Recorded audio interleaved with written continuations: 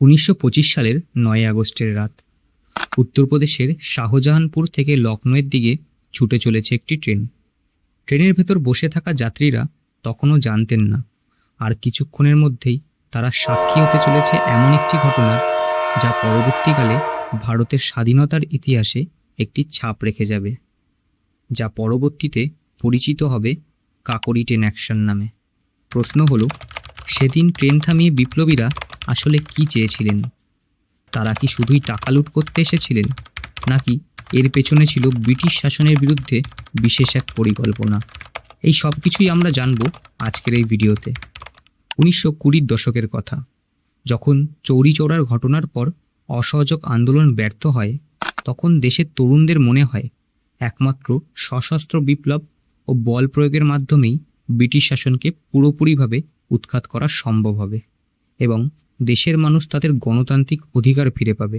তাই রামপ্রসাদ বিসমিল, শচীন্দ্রনাথ সান্যাল ও যোগেশচন্দ্র চট্টোপাধ্যায় মিলে 1924 সালে কানপুরে একটি বিপ্লবী দল গঠন করে, যার নাম হয় HRA, অর্থাৎ হিন্দুস্তান রিপাবলিকান অ্যাসোসিয়েশন।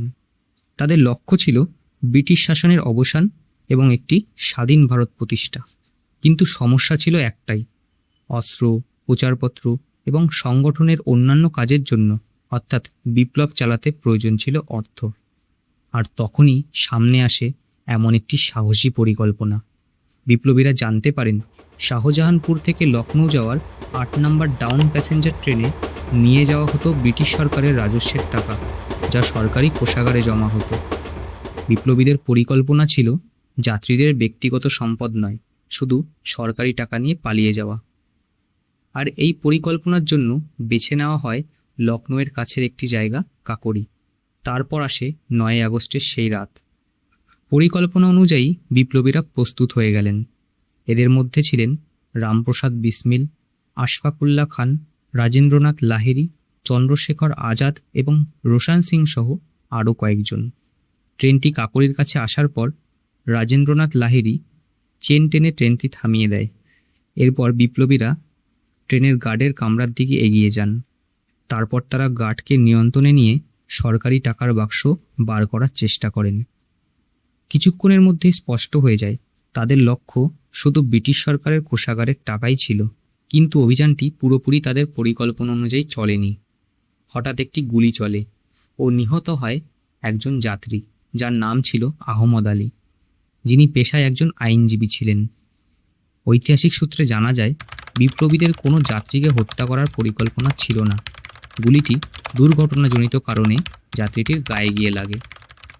কিন্তু এই একটি ঘটনাই কাকোরি অভিযানের চরিত্রকে আরও গুরুতর করে তোলে। এখন ব্রিটিশ সরকার শুধু টাকা উদ্ধারের জন্য নয়, এই বিপ্লবীদের খুঁজে বার করার জন্য বিশাল অভিযান শুরু করে। কারণ এই ঘটনার পর ব্রিটিশ সরকার বুঝতে পারে এটি কোনো সাধারণ ডাকাতি নয়, এর পেছনে রয়েছে একটি সংগঠিত বিপ্লবী নেটওয়ার্ক। অবশেষে HRAর অনেক বিপ্লবী সদস্য গ্রেপ্তার হন। শুরু হয় ঐতিহাসিক কাকোরি কনস্পিরেসি কেস।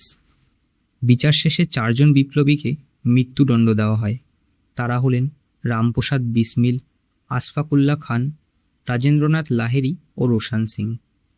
রাজেন্দ্রনাথ লাহিড়ীকে 1927 সালের 17 ডিসেম্বর ফাঁসি দেওয়া হয় এবং তারপরই রামপ্রসাদ বিসমিল, আশফাকুল্লাহ খান ও রোশন সিং, এই 3 জনকেই 1927 সালের 19 ডিসেম্বর ফাঁসি দেওয়া হয়।